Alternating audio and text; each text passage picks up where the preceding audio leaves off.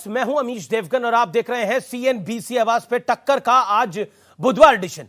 और आज टक्कर के बुधवार एडिशन में हम बात करेंगे national commission of backward classes के एक बहुत बड़े आंकड़े की, बहुत बड़े डेटा की, यानी राष्ट्रीय पिछड़ा वर्ग आयोग की एक रिपोर्ट आई है। इसको लेकर सियासी हंगामा खड़ा हो गया है और जब आप इस रिपोर्ट को देखेंगे व्यूअर्स, तो यकीन करिए आप हैरान हो जाएंगे। रिपोर्ट में कहा गया है कि पश्चिम बंगाल में 179 यानी 179 ओबीसी जातियां हैं, जिनमें से 118 यानी 118 मुस्लिम ओबीसी जातियां हैं, जबकि केवल 61 हिंदू ओबीसी जातियां शामिल हैं। यह हाल तब है जब बंगाल की 70% आबादी हिंदू है। बंगाल ही नहीं, बिहार, राजस्थान और पंजाब में भी हिंदू ओबीसी का हक मारा जा रहा है। ऐसे में सवाल खड़ा होता है कि क्या तुष्टीकरण के लिए ओबीसी समुदाय के हक में एक बड़ी सेंधमारी हो रही है? आज इसी पर होगी जोरदार टक्कर सीएनबीसी आवाज पे।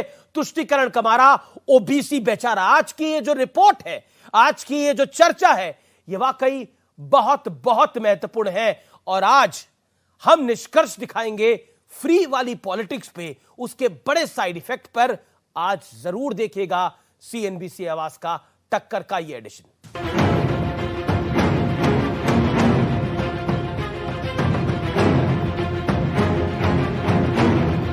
रिजर्वेशन के कॉन्स्टिट्यूशनल राइट्स का ओबीसी के भाइयों का बंगाल की सरकार, बिहार की सरकार, राजस्थान की सरकार और हमारे पंजाब की सरकार खुलेआम उसका हनन कर रही है, उनके हितों का। जहां तक पंजाब की स्थिति है, ओबीसी का आरक्षण का प्रतिशत 25% है, लेकिन वहां ओबीसी का लाभ सिर्फ 12% लोगों को दिया गया है।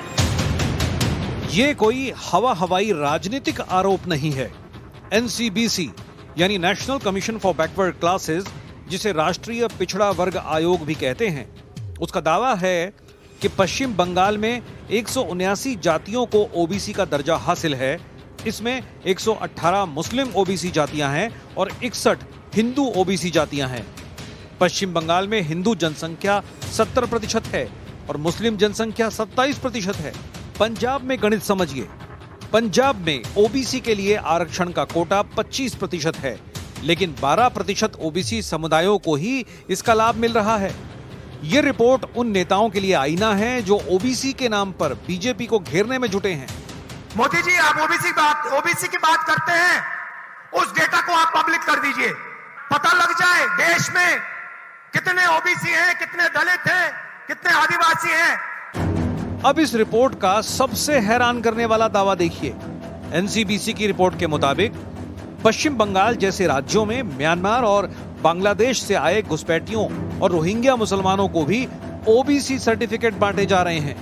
हमें जो शिकायतें मिली है उसमें यही शिकायतें मिली है कि घुसपैठ करने वाले लोगों को इसमें इंक्लूड किया गया है, उनको खुश करने के लिए। असल में जो ओबीसी है उन लोगों को उनके अधिकार छीना जा रहा है। तो आज सबसे बड़ा सवाल है कि क्या तुष्टीकरण के लिए ओबीसी समुदाय के हक में सेंधमारी हो रही है? इसी पर आज होगी देश की सबसे बड़ी बहस। तुष्टीकरण ने छीना हिंदुओं का हक। और अब वक्त है सुप्रसिद्ध विश्लेषण का। आइए नजर डाल लेते हैं स्क्रीन पे। आरक्षण में सियासी छल का विश्लेषण। बंगाल का हाल, 169 जातियों को ओबीसी का आरक्षण। ओबीसी लिस्ट में 118 मुस्लिम जातियां, ओबीसी की लिस्ट में मात्र 61 हिंदू जातियां। बड़ा तथ्य, पश्चिम बंगाल में मुस्लिम आबादी 27% है और पश्चिम बंगाल में हिंदू आबादी करीब 70% यानी 70% है। उसके बाद बिहार पर क्यों सवाल है, आइए वो भी बता देते हैं। बिहार में कई ऐसे लोगों को ओबीसी सर्टिफिकेट मिले हैं जो बिहार में ओबीसी कैटेगरी में नहीं आते हैं। अब पंजाब की बात कर लेते हैं। पंजाब में क्या खेल है, जहां आम आदमी पार्टी की सरकार है। पंजाब में ओबीसी के लिए आरक्षण का कोटा 25% है। अभी मात्र 12% ओबीसी समुदाय को ही इसका लाभ मिल पाया है।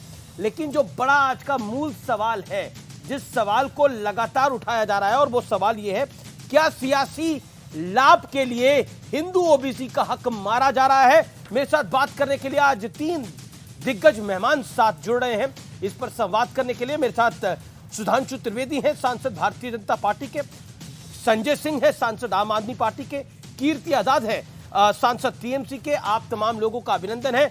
आजाद साहब, शुरुआत आप ही से कर लेते हैं, क्योंकि सबसे ज्यादा जिस पार्टी की आप नुमाइंदगी करते हैं उसकी सरकार का आंकड़ा मेरे पास है। 179 जातियों को ओबीसी आरक्षण है, जिसमें से 118 ओबीसी में मुस्लिम जातियां हैं और मात्र 61 हिंदू जातियां आ रही हैं उसके अंदर।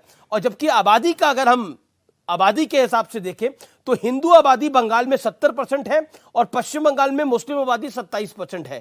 तो जो डेटा सामने निकल के आ रहा है वो क्या कह रहा है? क्या जो बीजेपी का आरोप है, जगत प्रकाश नड्डा का आरोप है, बीजेपी राष्ट्रीय अध्यक्ष का आरोप है कि there is a politics of polarisation, यानी तुष्टीकरण कर रहे हैं आप?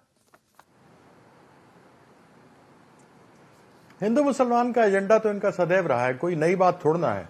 अब कहीं नहीं चली, हिमाचल में नहीं चल पाया, पंजाब में नहीं चल पाया, कर्नाटक में नहीं चल पाया, इनका बजरंग बली को इन्होंने बजरंग दल से जोड़ दिया, अब गालियां अपने ऊपर ले ली, तालियां बजवा लिए, सब कुछ कर लिया। जब इनका कुछ नहीं चला, मरता क्या ना करता वाला हिसाब है और यहां पर ये पहुंच गए। अभी आपने जितने भी आंकड़े दिए वो आंकड़े आपने विपक्ष के राज्यों के दिए हैं, जो विपक्ष की जहां पर सरकारें हैं। जरा कम से कम इनके यूपी का भी दे देते, थोड़ा आपका मध्य प्रदेश का भी दे देते, महाराष्ट्र का भी दे देते, तो फिर तुलनात्मक बात होती। ऐसा लगता है कि संभवतः एक तरफा किसी को घेरने का, विपक्ष को घेरने का प्रयास कर रहे हैं आप, और जो सत्ता पक्ष हैं, जो डबल इंजन की सरकारें हैं, उनको आप नहीं बता रहे हैं। खैर, यह तो अलग बात हुई। रिजर्वेशन, ओबीसी रिजर्वेशन को भारतीय जनता पार्टी खत्म करना चाहती है, और यह मैं पूरे प्रमाण के साथ आपको बताऊंगा। 2015 में बिहार के इलेक्शन चल रहे थे और अक्टूबर नवंबर में इनकी जो मात्र संगठन है राष्ट्र सेवक संघ, उनके जो बॉस हैं आदरणीय मोहन भागवत जी, उन्होंने कहा था कि रिजर्वेशन के ऊपर अब सोचने की आवश्यकता है, उस पर नहीं सोचेंगे तो रिजर्वेशन गड़बड़ चल रहा है। मैं चलिए ना सीधा गुजरात से शुरू कर देता हूं। वहां पर स्टेट इलेक्शन कमीशन, पिछले साल ही चुनाव होने थे निकायों के जी, और उस समय स्टेट इलेक्शन ने ही कहा था कि ये 10% जो ओबीसी आपने लगाए हुए हैं इसको खत्म कीजिए, इसके ऊपर दोबारा आप सोचिए कि क्या करना चाहिए। गुजरात में 52% ओबीसी हैं और वहां पे 27% केवल लोगों को ओबीसी का रिजर्वेशन मिला है। उसमें से भी वो 10% कम कर दीजिए जो स्टेट ने दिया है, तो साफ पता लग जाएगा कि ये चाहते ही नहीं कि ओबीसीओ को रिजर्वेशन मिले।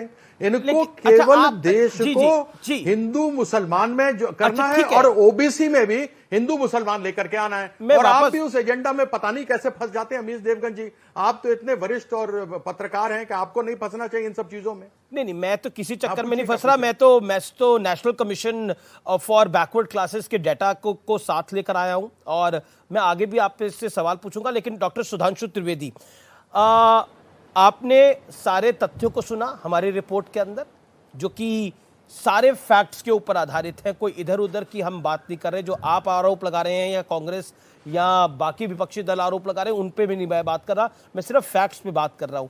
जो बात गुजरात की कही, वो बात कीर्ति आजाद की जायज है कुछ हद तक। मेरा सीधा सवाल है, क्या आप इस पूरे मामले में हिंदू मुसलमान कर रहे हैं जैसा कीर्ति आजाद का आरोप है?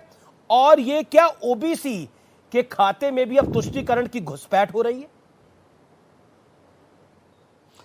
देखिए, जो आपने आंकड़ा दिया, मैं उससे और इनको इंप्रोवाइज करके आंकड़ा दे देता हूं। पहली बात, 2011 में तृणमूल कांग्रेस की सरकार आने तक पश्चिम बंगाल में केवल 108 जातियां ओबीसी में थी।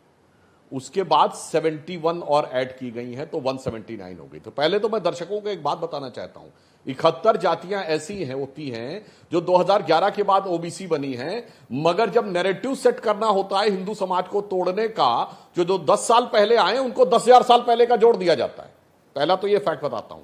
और उससे ज्यादा इंपॉर्टेंट बात यह है कि जो 71 जातियां जोड़ी गई है ना, उसमें 65 मुस्लिम है।